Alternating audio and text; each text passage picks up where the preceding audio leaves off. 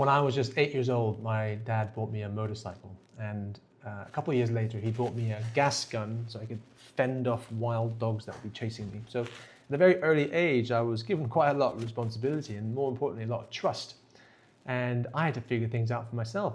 But I did. I learned that you couldn't go around corners too quickly. I learned to check the gas before you set off because once I had to walk home for 2 hours. But I learned responsibility from a very early age.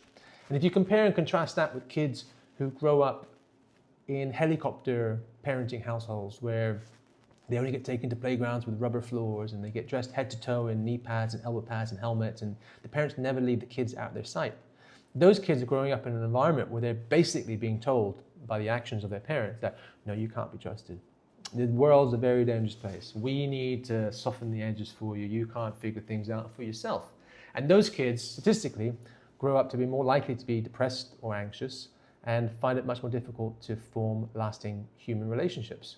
Whereas me, on the other hand, growing up in the environment I grew up in, left me with a lot of confidence, a lot of independence. By the time I was 23, I set up my first company, which went on to employ 30 people.